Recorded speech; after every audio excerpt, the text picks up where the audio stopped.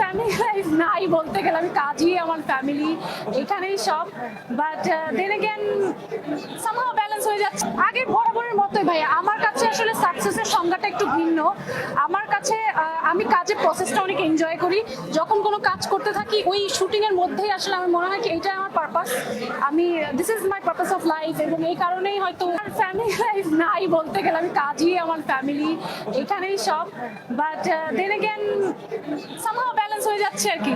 আপাতত এই ফাতিমা ছবিটা নিয়ে ব্যস্ততা, দেখা যাক এই ছবি যাক, তারপর দেখা অবশ্যই এটা সবচেয়ে বড় চ্যালেঞ্জ ছিল যে 2017 সালে আমি শুট করেছিলাম এবং তারপরে জিনিসটা শেলফ হয়ে যায়, সো আমার পুরো জিনিসটাই মাথা থেকে বেরিয়ে গিয়েছিল।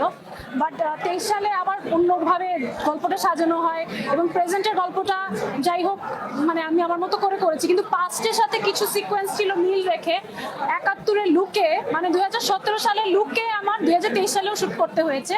তো আমার সবচেয়ে বড় চ্যালেঞ্জ ছিল যে 17 সালের সাথে 23 সালে এই 5 বছরের ডিফারেন্সে আমার চেহারার পরিবর্তন হবে কিনা, বা অ্যাক্টিং এর ওইটা ইচ্ছা করে একটু হয়তো খারাপ অ্যাক্টিং করতে হবে বিকজ ওটার সাথে মিল রেখে। তো সবকিছু মিলে এটা একটু চ্যালেঞ্জ ছিল। আগে বরাবরের মতোই ভাই আমার কাছে আসলে সাকসেসের সংজ্ঞাটা একটু ভিন্ন। আমার কাছে আমি কাজের প্রসেসটা অনেক এনজয় করি।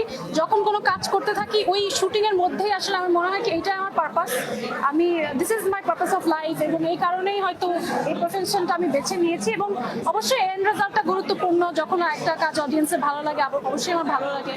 বাট সেইটা আমি অনেকক্ষণ বেশি মাথায় রাখি না। আমি মনে করি যে আমার এই কাজটাই লাস্ট কাজ, পরে আমাকে মানুষ আবার প্রথম কাজ হিসেবেই দেখবে, আগের কাজ মানুষ মনে রাখবে না।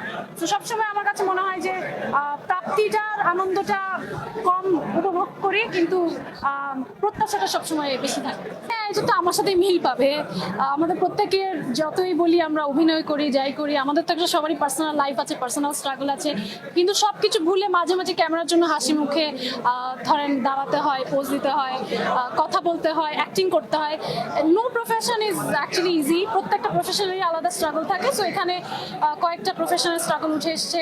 সেই সাথে মুক্তিযুদ্ধে আসলে ওই সময় যেসব বীরাঙ্গনারা ছিলেন তাদের স্ট্রাগলটাও কিন্তু উঠে এসছে। এবং